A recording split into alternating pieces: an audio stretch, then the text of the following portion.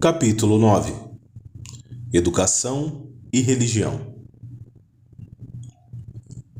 Isso é coisa profunda, Sua Majestade. Vamos voltar à discussão de assuntos mais leves e mais concretos, e que provavelmente vão interessar a maioria das pessoas. Estou interessado em discutir as coisas que fazem as pessoas felizes e miseráveis, ricas e pobres, doentes e saudáveis.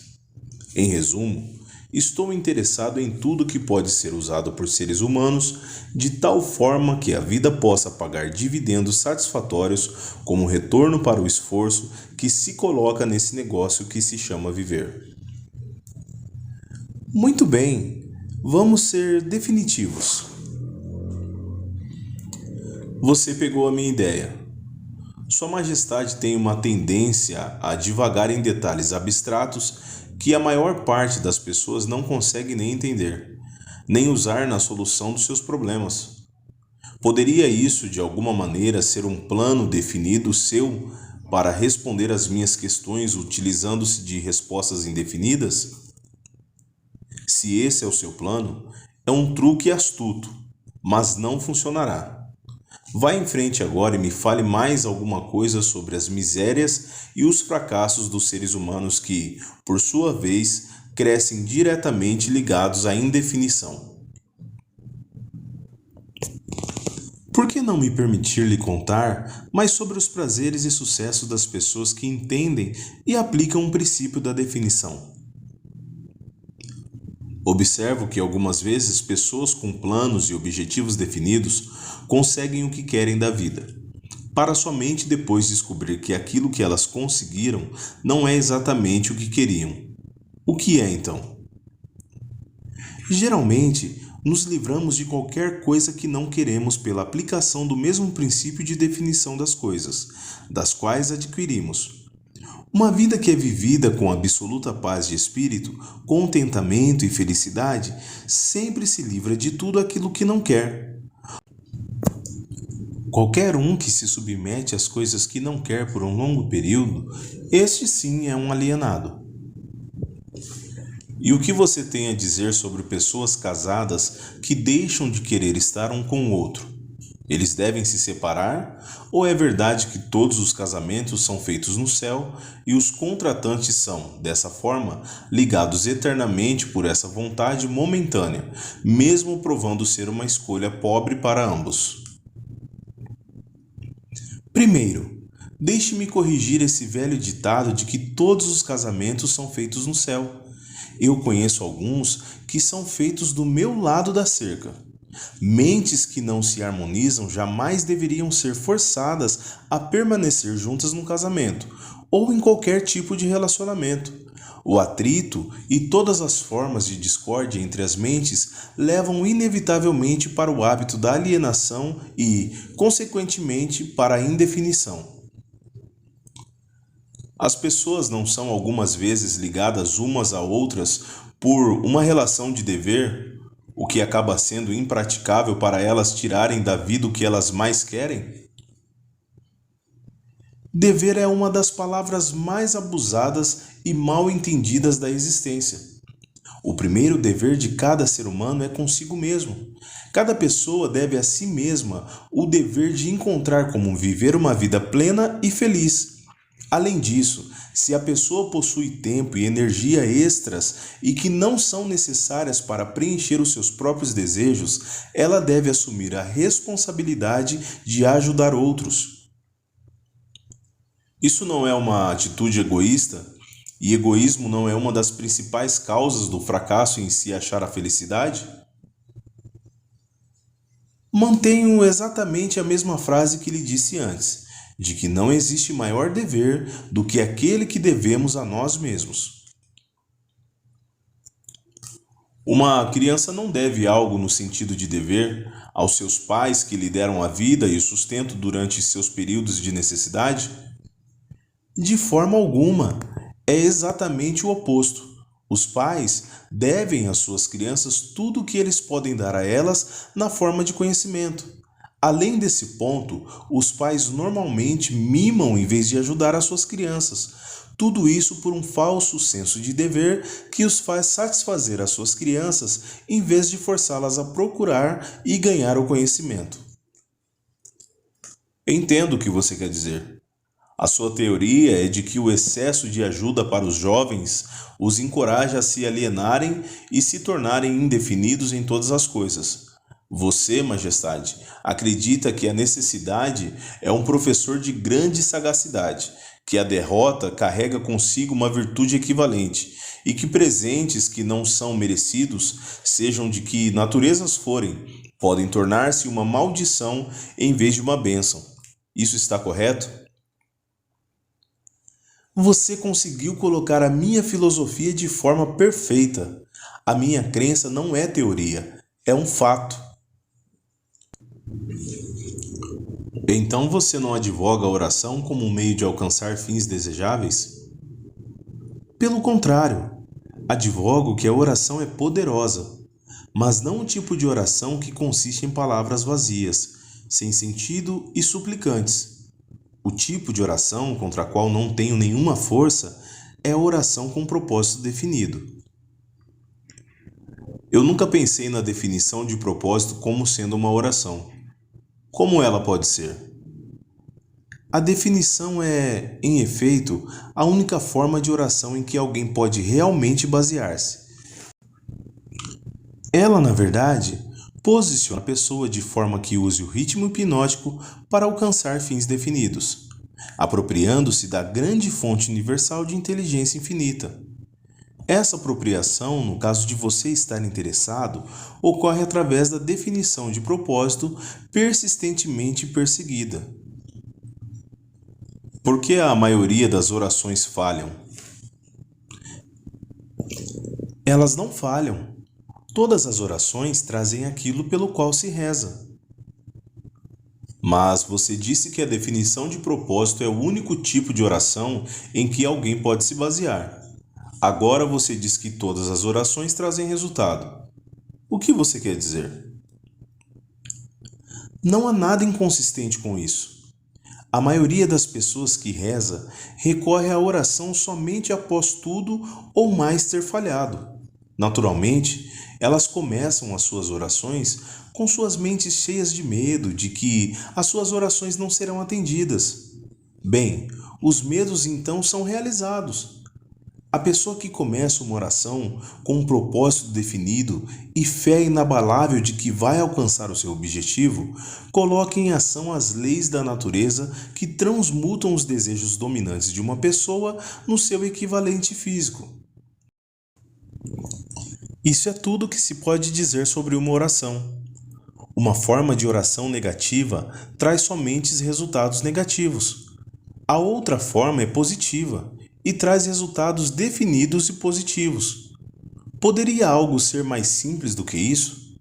As pessoas que se lamentam e imploram que Deus assuma a responsabilidade por todos os seus problemas e forneça todas as necessidades e luxúrias que a vida pode oferecer, são na verdade muito preguiçosas para conseguir o que elas querem da vida e traduzir tudo isso com uma realidade física através do poder das suas próprias mentes. Quando você escuta uma pessoa rezando por algo que ela deveria conseguir com seus próprios esforços, você pode ter certeza de que você está escutando um alienado. A inteligência infinita favorece somente aqueles que entendem e adaptam-se às suas leis. Ela não faz discriminação por definição de um caráter excelente ou de uma personalidade agradável. Essas características ajudam as pessoas a negociarem o seu caminho através da vida de forma mais harmoniosa, mas a fonte com a qual a oração é respondida não é impressa com letras de ouro. A lei da natureza diz o seguinte: saiba o que você quer, adapte-se às minhas leis e você com certeza o terá. Isso se harmoniza com os ensinamentos de Cristo? Perfeitamente. Isso também se harmoniza com os ensinamentos de todos os grandes filósofos. A sua teoria de definição está em harmonia com a filosofia dos homens da ciência? A definição é a maior diferença entre um cientista e um alienado. Através do princípio da definição do plano e propósito, a ciência força a natureza a revelar-lhe os seus mais profundos segredos. Foi através desses princípios que Edison descobriu o segredo da máquina falante, vitrola, a lâmpada elétrica incandescente e outros muitos benefícios para a espécie humana. Então eu entendo que a definição é o primeiro requisito para o sucesso em todo e qualquer empreendimento humano. Isso está correto? Exatamente. Qualquer coisa que ensine as pessoas a examinarem fatos e conectá-los a planos definidos através de um pensamento apurado vai dificultar a minha profissão. Se essa sede por conhecimento definido, que agora está se espalhando pelo mundo, mantiver-se assim, meu negócio ficará ameaçado dentro dos próximos séculos. Eu triunfo na ignorância, na superstição, na intolerância e no medo, mas não consigo manter-me de pé ante um conhecimento definido, propriamente organizado em planos definidos nas mentes das pessoas que pensam por si mesmas. Por que você não assume a onipotência e administra todos os trabalhos da sua própria maneira? Você pode também perguntar por que a porção negativa do elétron não toma conta da porção positiva e faz todo o trabalho. A resposta é que ambas as cargas, positiva e negativa da energia, são necessárias para a existência do elétron. Uma é balanceada igualmente contra a outra, e assim deve permanecer. E é dessa forma que ocorre a relação entre a onipotência e eu. Representamos as forças positivas e negativas de todos os sistemas dos universos e estamos igualmente balanceados uma contra a outra. Se essa força de equilíbrio fosse modificada, mesmo que num ínfimo grau, todo o sistema dos universos se tornaria rapidamente reduzido a uma massa de matéria inerte. Agora, você sabe por que eu não posso tomar conta de todo o show e simplesmente fazer tudo do meu jeito. Se o que você diz é verdade, você tem exatamente o mesmo poder que a onipotência possui? Isso é verdadeiro? Isso está correto. A minha oposição a quem você chama onipotência, se expressa através das forças que você chama de boas, as forças positivas da natureza. Eu me expresso através de forças que você chama de más, as forças negativas da natureza. Tanto bem quanto mal são forças que devem coexistir na natureza. Uma é tão importante quanto a outra. Então a doutrina da predestinação é verdadeira. As pessoas nascem para o sucesso ou para o fracasso, para a miséria ou para a felicidade, para serem boas ou más, e elas nada têm a ver com isso e muito menos podem modificar as suas naturezas? É isso que você está afirmando? Enfaticamente não. Cada ser humano possui uma ampla gama de escolhas, tanto para os seus pensamentos quanto para as suas ações. Cada ser humano pode usar o seu cérebro para a recepção e para a expressão de pensamentos positivos, ou pode usá-los para expressar pensamentos negativos. A sua escolha nesse assunto tão importante molda toda a sua vida. Pelo que você disse, pude perceber que os seres humanos possuem mais liberdade de expressão do que você ou a sua oposição. Isso está correto? Sim, isso está correto. Tanto eu quanto a onipotência somos limitados por leis imutáveis da natureza. Nós não podemos nos expressar, seja de que maneira for, se não for em conformidade com essas leis. Então é verdade que o homem possui direitos e privilégios não disponíveis nem para a onipotência e nem para o diabo? Isso é verdade? Sim, isso é verdade. Mas você ainda não acordou totalmente para dar-se conta de sua força em potencial. O homem ainda se considera algo como uma poeira no vento, quando na realidade ele possui muito mais poder do que todas as criaturas vivas combinadas. A definição de propósito parece ser uma panaceia para todos os males do homem. Talvez não isso, mas você pode ter certeza de que ninguém se tornará autodeterminado sem a definição de propósito. Por que não ensinam para as crianças sobre a definição de propósito nas escolas? Pela razão de que não existe um plano definido ou propósito por trás de qualquer currículo escolar. As crianças são enviadas para a escola para ganhar um diploma escolar e aprendem como memorizar, não para aprender o que elas realmente querem da vida. Qual o benefício de um diploma escolar se não se consegue convertê-lo em realizações espirituais e materiais da vida? Eu sou somente o diabo e não um resolvedor de enigmas. Eu deduzo por tudo que você diz que nem as escolas e nem as igrejas preparam os jovens do mundo com um conhecimento prático de como funcionam suas próprias mentes. Existe alguma coisa de maior importância para um ser humano do que o entendimento das forças e circunstâncias que influenciam a sua própria mente? A única coisa de valor duradouro para qualquer ser humano é o conhecimento de como opera a sua própria mente. As igrejas não permitem que uma pessoa investigue e adentre para conhecer as potencialidades de sua própria mente, e as escolas tampouco reconhecem tais potencialidades. Você não está pegando um pouco pesado com as escolas e com as igrejas? Não, estou apenas as descrevendo como elas são, sem tendências ou preconceitos. As escolas e as igrejas não são os seus piores inimigos? Os seus líderes podem pensar que são, mas eu só me impressiono com fatos. A verdade é esta: se é que você quer saber, as igrejas são meus aliados mais úteis e as escolas estão logo atrás. De que forma específica ou em termos gerais você faz essa afirmação?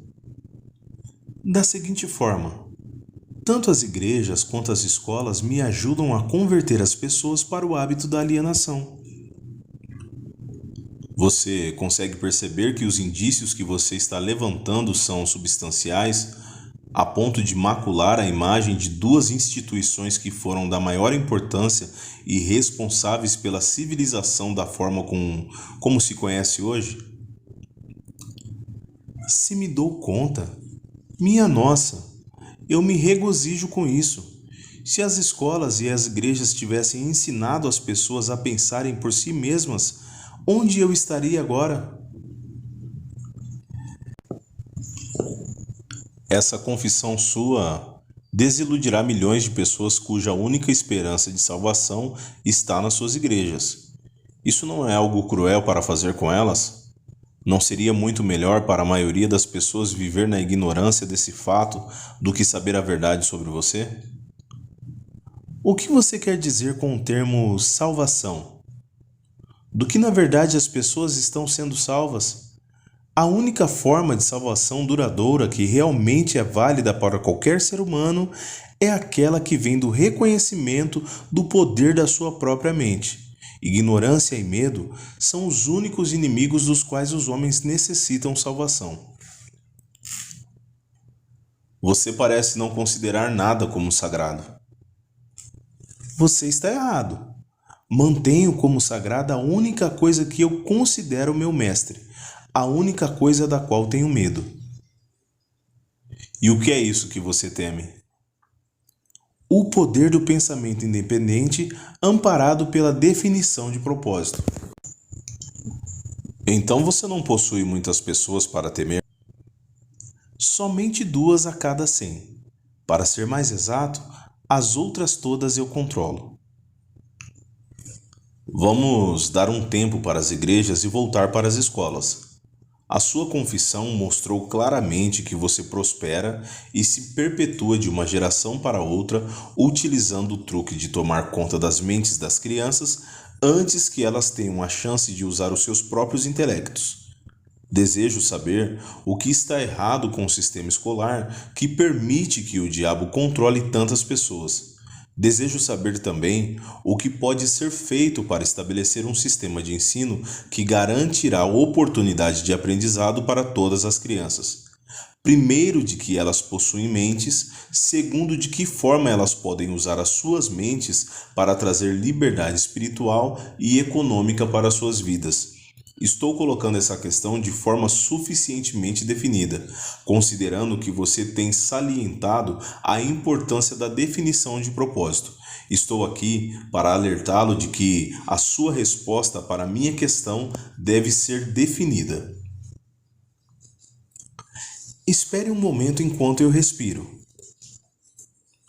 Você me deu uma ordem e tanto. E parece estranho que você tenha vindo para o diabo para aprender como viver. Eu penso que você deveria visitar a minha oposição. Por que você não vai? Sua Majestade, quem está sendo inquirido aqui é você, não eu. Quero a verdade, e não estou preocupado pela fonte através da qual vou tê-la. Existe algo radicalmente errado com o sistema de educação. Sistema tal que tem nos fornecido um balancete da vida que nos mostra que estamos vulneravelmente no vermelho, sempre na esperança de entrar para o caminho da autodeterminação, tal como se fôssemos animais perdidos numa selva. Quero saber duas coisas sobre esse sistema. Primeiro, qual a maior fraqueza do sistema? Segundo, como pode essa fraqueza ser eliminada? A bola está com você novamente. Por favor, permaneça focado na questão e pare de tentar me desfocar para questões abstratas. Isso é ser definido, não é? Você não me deixa nenhuma chance a não ser partir para uma resposta direta. Para começar, o sistema de ensino parte de um ângulo educacional errado. O sistema escolar esforça-se para ensinar as crianças a memorizar fatos, em vez de ensiná-los como usar as suas próprias mentes. É somente isso que está errado com o sistema? Não, esse é apenas o começo. Outra grande fraqueza do sistema escolar é que ele não estabelece na mente das crianças nem a importância da definição de propósito e nem tenta ensinar aos jovens como serem definidos sobre qualquer coisa. O maior objetivo de toda a escola é forçar os estudantes com fatos, em vez de ensiná-los como organizar e fazer um uso prático desses fatos. Esse sistema de acumulação da memória faz com que a atenção dos estudantes seja centrada apenas em ganhar créditos e boas notas, mas deixa de lado a questão mais importante, que seria a do uso desse conhecimento nos assuntos práticos da vida. Esse sistema gradua estudantes e forma diplomados, cujas mentes estão vazias de autodeterminação. O sistema escolar partiu já de um mau começo. As escolas começaram a sua história como instituições de aprendizado de alto nível, tendo sido criadas inteiramente para aqueles poucos afortunados cujas famílias os destinavam para a educação. Assim, todo o sistema escolar foi desenvolvido começando pelo topo até chegar à parte de baixo da sociedade. Não é de se estranhar que esse sistema negligencie a ensinar às crianças a importância da definição de propósito, quando o próprio sistema literalmente desenvolveu-se através da indefinição? O que corrigiria essa fraqueza do sistema escolar? Vamos combinar que não vamos reclamar da fraqueza do sistema, ao menos que estejamos preparados para oferecer um remédio prático, com o qual todo o sistema pode ser corrigido. Em outras palavras, enquanto estamos discutindo a importância da definição de um plano e de um propósito, vamos nós mesmos tomar nosso remédio e sermos definidos.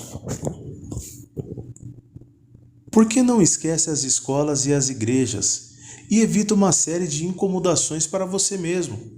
Não sabe que está colocando seu nariz em assuntos que envolvem as duas forças que controlam o mundo.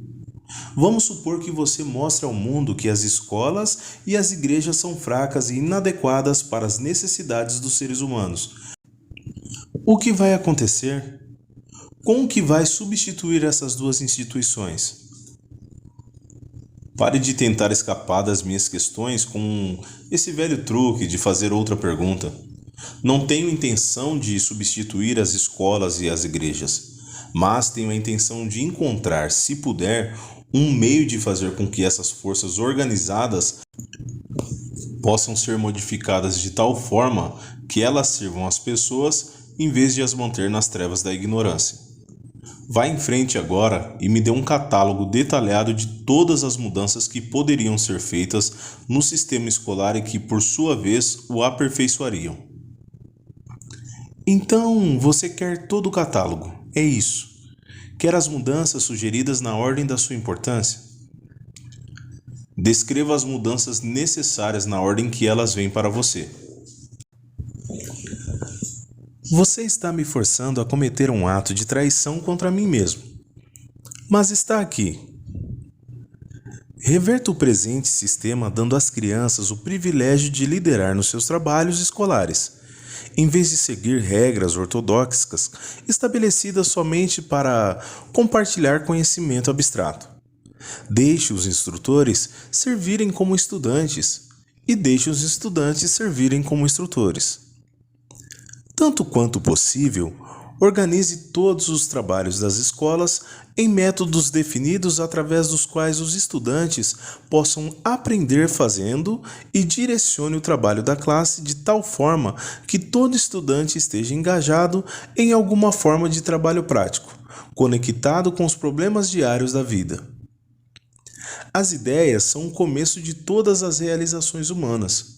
Ensine todos os estudantes como reconhecer ideias práticas, que podem ser de grande benefício para ajudá-los a adquirir o que quer que seja que a vida exija deles. Ensine aos estudantes como fazer uma administração efetiva do tempo e, sobretudo, ensine a verdade de que o tempo é o ativo mais valioso disponível para todos os seres humanos e também o mais barato. Ensine ao estudante os motivos básicos pelos quais todas as pessoas são influenciadas e mostre a eles como usar esses motivos para adquirir as necessidades e os luxos da vida. Ensine às crianças o que comer, o quanto comer e qual a relação existente entre uma boa alimentação e um corpo saudável. Ensine às crianças a verdadeira natureza e a função da emoção do sexo e, sobretudo, ensine a eles que o sexo pode ser transmutado em uma força propulsora capaz de levar qualquer um ao topo de suas realizações. Ensine às crianças a importância de serem definitivas em todas as coisas, começando com a escolha de um grande propósito definido para a vida. Ensine às crianças o princípio do hábito e de que este pode ser bom ou mau, usando as experiências do dia a dia como exemplo para elas. Ensine às crianças como hábitos tornam-se permanentes através do ritmo hipnótico e as influencie a adotar enquanto ainda estão no início dos anos escolares, hábitos que as levarão a ter pensamentos independentes. Ensine às crianças a diferença entre derrota temporária e fracasso. E ensine a elas como procurar pela semente de uma vantagem equivalente que toda derrota traz consigo. Ensine às crianças a importância de expressarem seus próprios pensamentos sem medo e ensine-as a aceitar ou rejeitar, por sua própria vontade, todas as ideias dos outros, reservando para si mesmas sempre o privilégio de submeterem ao seu próprio julgamento. Ensine as crianças a tomarem decisões prontamente e a mudá-las, mesmo que sejam todas vagarosamente e com relutância e nunca sem uma razão definida. Ensine às crianças que o cérebro humano é um instrumento com o qual se recebe da grande fonte central da natureza a energia que é especializada em pensamentos definidos, de que o cérebro não pensa, mas serve como um instrumento para a interpretação dos estímulos que causam o pensamento. Ensine às crianças o valor da harmonia em suas próprias mentes e que isso é possível somente através do autocontrole. Ensine às crianças a natureza e o valor de ter autocontrole. Ensine às crianças que existe uma lei de retornos crescente, que pode e deve ser colocada em operação, como um hábito, mostrando que se deve sempre prestar mais e melhores serviços do que é esperado delas. Ensine às crianças a verdadeira natureza da regra do ouro e, sobretudo, mostre a elas que, através da operação desse princípio, tudo o que elas fazem para e por outros, elas acabam fazendo por si mesmas. Ensine as crianças a não terem opiniões, a não ser que sejam formadas por fatos ou crenças que possam ser razoavelmente aceitas como verdadeiros fatos. Ensine às crianças que cigarros, bebidas, drogas e o sexo em demasia destroem a força de vontade e acabam levando ao hábito da alienação. Não proíba esses males, apenas explique para elas. Ensine às crianças sobre o perigo de acreditar em qualquer coisa, meramente porque os seus pais, os seus instrutores religiosos ou qualquer outra pessoa tenha dito para fazê-lo.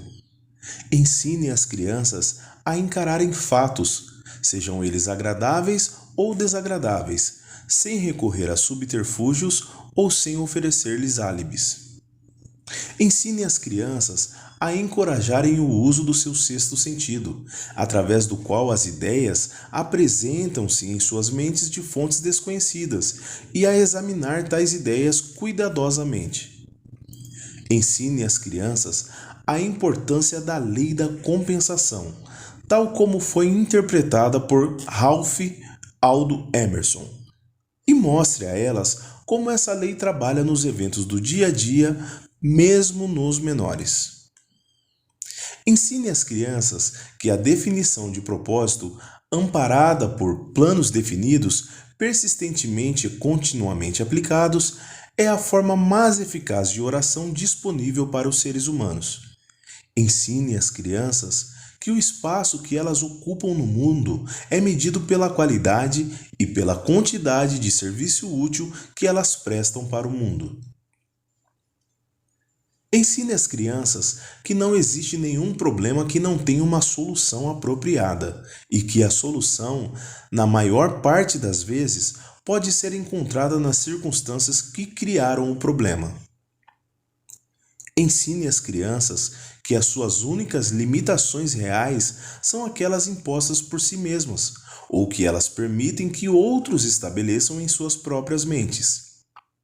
Ensine a elas que tudo o que um homem pode conceber e acreditar, ele pode alcançar.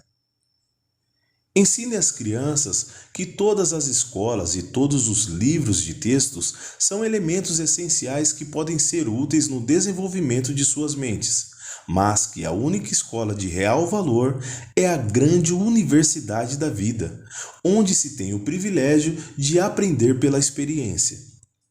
Ensine as crianças a serem verdadeiras consigo mesmas em todos os momentos e, considerando-se que elas não podem satisfazer a todos, elas devem ter sempre em mente que precisam satisfazer a si mesmas. Essa é uma lista imponente, mas me parece óbvio pelo fato de que ela ignora praticamente todas as matérias que agora são ensinadas nas escolas. Era essa a intenção? Sim, você me pediu uma lista de mudanças sugeridas no currículo escolar, as quais beneficiariam as crianças. Foi isso que eu lhe dei. Algumas das mudanças que você sugere são tão radicais que chocariam a maioria dos educadores de hoje. Você não acha? A maioria dos educadores de hoje necessita desse choque. Um bom choque normalmente ajuda o cérebro que se atrofiou pelo hábito. As mudanças que você sugere para as escolas dariam imunidade às crianças contra o hábito da alienação? Sim, esse seria um dos resultados que as mudanças trariam, mas existem outros também. Como essas mudanças sugeridas poderiam ser aplicadas no atual sistema escolar?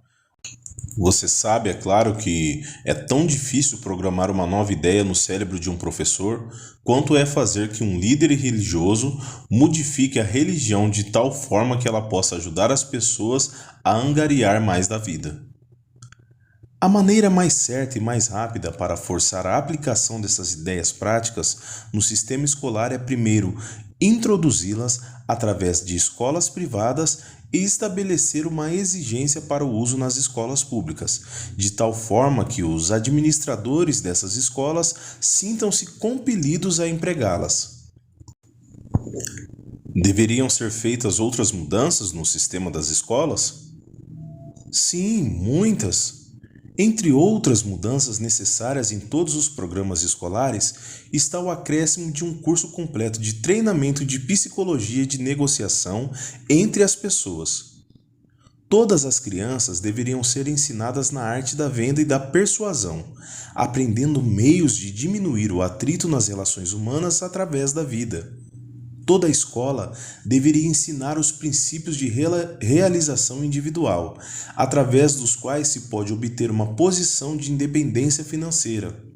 As classes deveriam ser abolidas também. Elas deveriam ser substituídas pela mesa redonda ou pelo sistema de conferência, tais quais os homens de negócios empregam.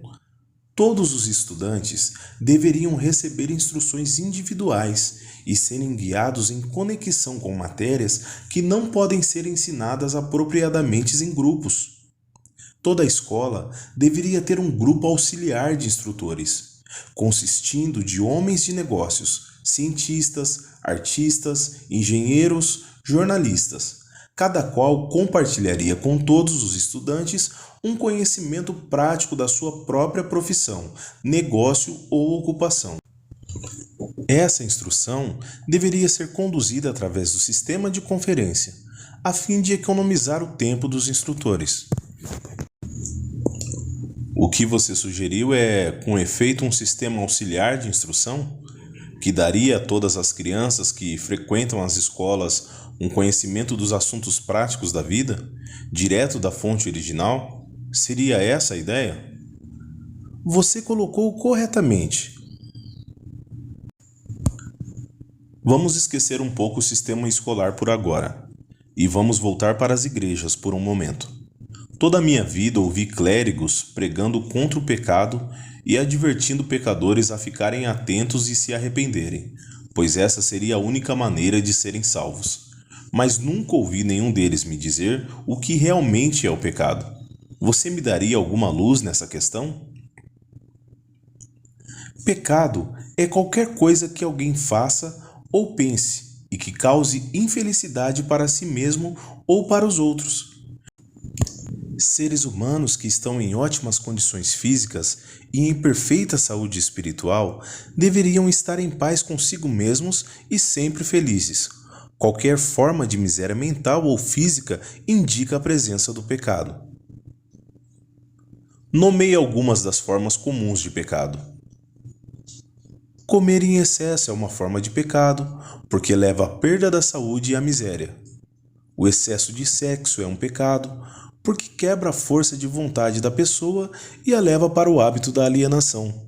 Permitir que a mente seja dominada por pensamentos negativos de inveja, ganância, medo, ódio, intolerância, vaidade, autopiedade ou desencorajamento é uma forma de pecado, porque esses estados mentais levam para o hábito da alienação.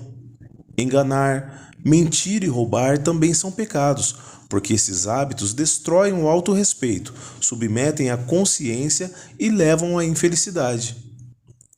É um pecado também permanecer nas trevas da ignorância, porque a falta de conhecimento leva à pobreza e à perda da autoconfiança. É um pecado aceitar da vida qualquer coisa que não se queira, porque isso indica uma forma imperdoável de negligenciar o uso da mente. É um pecado alienar-se através da vida, sem um objetivo definido, plano ou propósito? Sim, porque esse hábito leva à pobreza e destrói o privilégio da autodeterminação. Ele também priva uma pessoa do privilégio de usar a sua própria mente como um meio de contato com a inteligência infinita. Você é o inspirador-chefe do pecado? Sim. O meu negócio, como eu já disse, é ganhar o controle das mentes das pessoas de todos os meios possíveis. Você consegue controlar a mente de uma pessoa que não comete pecados? Não consigo, porque essa pessoa nunca permite que sua mente seja dominada por qualquer forma de pensamento negativo. Não consigo entrar na mente de quem não peca, muito menos controlá-la. Quais são as formas mais comuns e mais destrutivas de todos os pecados? Medo e ignorância. Você não tem mais nada para acrescentar à lista? Nada mais a acrescentar. O que é a fé? É um estado da mente onde se reconhece e se utiliza o poder do pensamento positivo, como um meio pelo qual se contata e se chega à fonte central da inteligência universal. Em outras palavras, a fé é a ausência de todas as formas de pensamento negativo? Seria essa a ideia? Sim, essa é outra forma de descrevê-la. Um alienado possui capacidade de usar a fé? Ele pode ter a capacidade de usar, mas não utiliza. Todo mundo tem a força potencial para limpar a sua mente de todos os pensamentos negativos e, dessa forma, utilizar-se do poder da fé. Colocando de outra forma, a fé é a definição de propósito amparada pela crença na obtenção do objetivo desse propósito. Isso está correto? Essa é a ideia. Exatamente.